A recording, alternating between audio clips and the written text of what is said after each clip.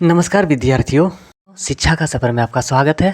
आज हम कक्षा 10वीं की क्षितिज पुस्तक में संकलित जयशंकर प्रसाद द्वारा रचित कविता आत्मकथ्य तथा कवि परिचय से जुड़े महत्वपूर्ण एक पंक्ति प्रश्नोत्तरी का अध्ययन करेंगे। यदि आप बोर्ड परीक्षा, विद्यालयी परीक्षा या किसी प्रतियोगी परीक्षा की तैयारी कर रहे हैं तो यह प्रश्नोत्तरी आपके परीक्षा की दृष्टि से अत्यंत उपयोगी साबित हो सकती है। तो आइए बिना समय गंवाए प्रश्नोत्तरी प्रारंभ करते हैं। पहला प्रश्न, जयशंकर प्रसाद का जन्म कब हुआ था? तो इनका जन्म 30 जनवरी 1889 ईस्वी में हुआ था। अगला प्रश्न, जयशंकर प्रसाद का जन्म कहाँ हुआ था? तो इनका जन्म वाराणसी उत्तर प्रदेश में हुआ था। अगला प्रश्न, जयशंकर प्रसाद के पिता का नाम क्या था? तो इनके पिता का नाम देवी प्रसाद साहू था। अगला प्रश्न, जयशंकर प्रसाद किस साहित्यिक युग के प्रमुख कवि थे? तो जयशंकर प्रसाद छायावाद युग के प्रमुख कवि थे। अगला प्रश्न, जयशंकर प्रसाद ने हिंदी साहित्य की कौन कौन सी विधाओं की रचनाएं की है? तो जयशंकर प्रसाद ने कविता, कहानी, उपन्यास, नाटक एवं निबंध जैसी विधाओं की रचनाएं की है। अगला प्रश्न, जयशंकर प्रसाद की प्रसिद्ध महाकाव्य रचना कौन सी है? तो जयशंकर प्रसाद की प्रसिद्ध महाकाव्य रचना कामायनी है। अगला प्रश्न, जयशंकर प्रसाद की प्रसिद्ध काव्य कृति कौन सी है? तो जयशंकर प्रसाद की प्रसिद्ध काव्य कृति आंसू है। अगला प्रश्न, जयशंकर प्रसाद की प्रसिद्ध नाट्य कृति कौन सी है? तो जयशंकर प्रसाद की प्रसिद्ध नाट्य कृति चंद्रगुप्त है। अगला प्रश्न, जयशंकर प्रसाद की भाषा शैली कैसी थी? तो जयशंकर प्रसाद की भाषा शैली संस्कृतनिष्ठ खड़ी बोली थी। अगला प्रश्न, जयशंकर प्रसाद का निधन कब हुआ था? तो इनका निधन 15 नवंबर 1937 ईस्वी में हुआ था। अगला प्रश्न, आत्मकथ्य कविता के रचयिता कौन है? तो आत्मकथ्य कविता के रचयिता जयशंकर प्रसाद जी है। अगला प्रश्न, आत्मकथ्य कविता किस काव्य संग्रह से ली गई है? तो आत्मकथ्य कविता आंसू काव्य संग्रह से ली गई है। अगला प्रश्न, आत्मकथ्य कविता में कवि क्या लिखने से बचना चाहता है? तो आत्मकथ्य कविता में कवि अपनी जीवन कथा लिखने से बचना चाहता है। अगला प्रश्न, कवि अपनी जीवन कथा क्यों नहीं कहना चाहता है? तो कवि अपना जीवन कथा इसलिए नहीं कहना चाहते क्योंकि उसमें दुख और वेदना भरी हुई है। अगला प्रश्न, कवि के अनुसार जीवन की मधुर स्मृतियाँ क्या बन जाती है? तो कवि के अनुसार जीवन की मधुर स्मृतियाँ पीड़ा का कारण बन जाता है। अगला प्रश्न, कविता में कवि अपने जीवन को किससे जोड़ा है? कविता में कवि ने अपने जीवन को दुखद अनुभवों से जोड़ा है। अगला प्रश्न, कवि अपने अतीत को याद करके कैसा अनुभव करता है? तो कवि ने अपने अतीत को याद करके वेदनापूर्ण अनुभव करता है। अगला प्रश्न, कवि दूसरों के सामने अपनी व्यथा क्यों नहीं खोलना चाहता है? तो कवि दूसरों के सामने अपनी व्यथा को इसलिए नहीं खोलना चाहते क्योंकि वो उसे निजी मानता है। अगला प्रश्न, आत्मकथ्य कविता का मुख्य भाव क्या है? तो आत्मकथ्य कविता का मुख्य भाव व्यक्तिगत वेदना और आत्मसंयम है। अगला प्रश्न, आत्मकथ्य कविता में कवि का कौन सा पक्ष उभर कर आता है? तो आत्मकथ्य कविता में कवि का संवेदनशील और आत्मसम्मानी व्यक्तित्व उभर कर आता है। अगला प्रश्न, कवि के जीवन में सुख की अपेक्षा किसकी अधिकता रही है? तो कवि के जीवन में सुख की अपेक्षा दुख की अधिकता रही है। अगला प्रश्न, कविता में कवि किस भावना को व्यक्त करता है? तो कविता में कवि आत्मपीड़ा और करुणा की भाव को व्यक्त करता है। अगला प्रश्न, कवि अपनी कहानी सुनाकर क्या नहीं चाहता है? तो कवि अपनी कहानी सुनाकर दूसरों की सहानुभूति नहीं चाहता। अगला प्रश्न, आत्मकथ्य शीर्षक का अर्थ क्या है? तो आत्मकथ्य शीर्षक का अर्थ है अपने बारे में कथन।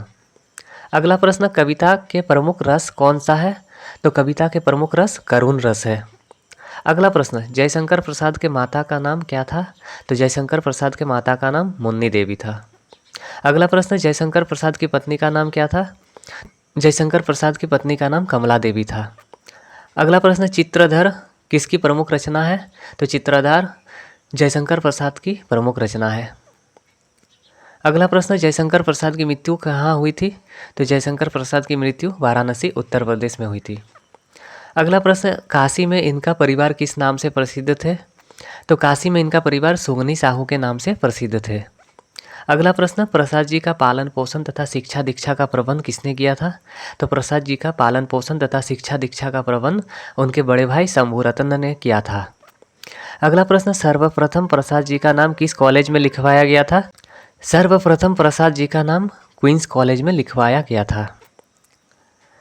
अगला प्रश्न, प्रसाद जी का स्कूल की पढ़ाई में मन न लगने पर उनकी शिक्षा का प्रबंध कहाँ कराया गया था? तो प्रसाद जी का स्कूल की पढ़ाई में मन न लगने पर उनकी शिक्षा का प्रबंध घर पर कराया गया था। अगला प्रश्न, बचपन से ही प्रसाद जी का प्रेम और रुझान किसके प्रति था? तो बचपन से ही प्रसाद जी का प्रेम और रुझान हिंदी साहित्य के प्रति था। अगला प्रश्न, प्रसाद जी किस उम्र में अपने गुरु रसमय सिद्ध को एक सवैया लिखकर दिया था? तो प्रसाद जी ने 9 साल की उम्र में अपने गुरु रसमय सिद्ध को एक सवैया लिखकर दिया था।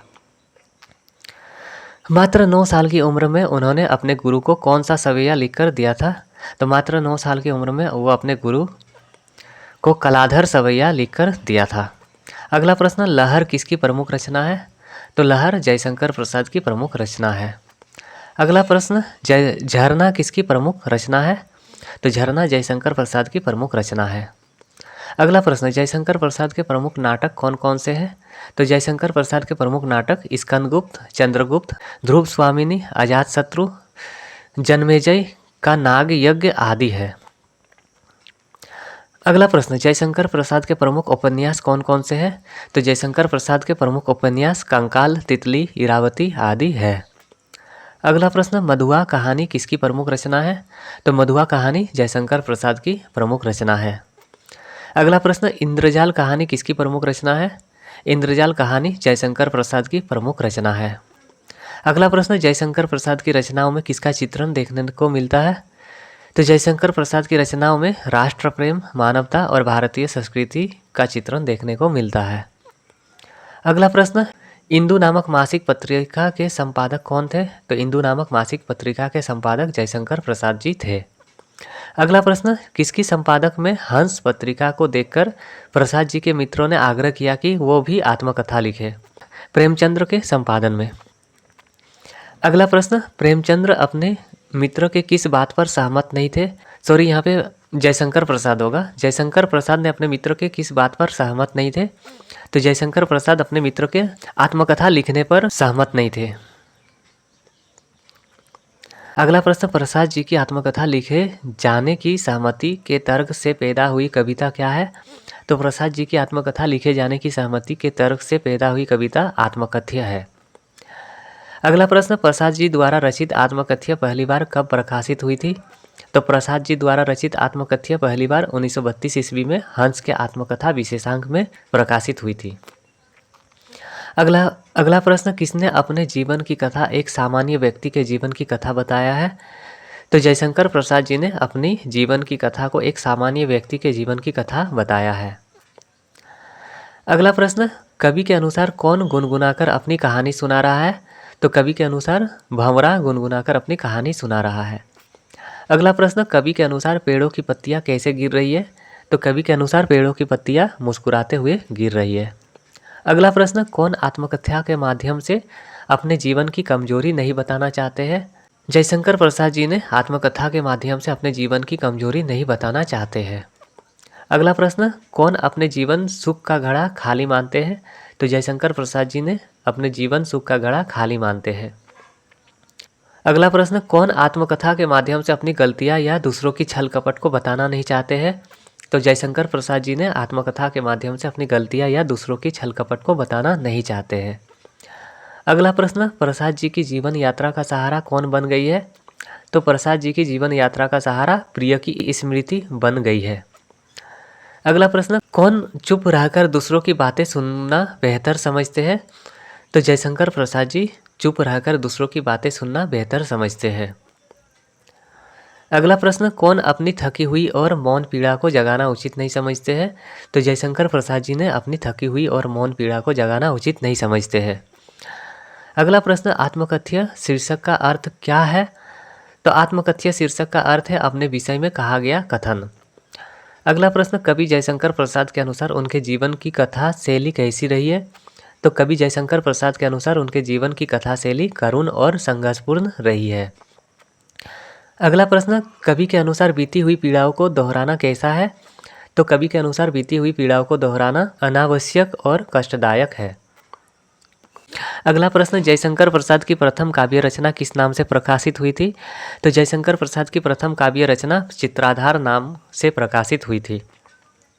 अगला प्रश्न, आत्मकथ्य कविता पाठक को क्या संदेश देती है? व्यक्तिगत पीड़ा का प्रदर्शन आवश्यक नहीं होता है। तो प्रिय विद्यार्थियों, यह थी आत्मकथ्य तथा कवि परिचय से संबंधित महत्वपूर्ण एक पंक्ति प्रश्नोत्तरी। आशा है कि ये प्रश्नोत्तरी आपके परीक्षा की तैयारी में सहायक होंगे। मिलते हैं अगले वीडियो में एक नए पाठ के साथ। इस सफ़र में हमारे साथ जुड़े रहने के लिए धन्यवाद।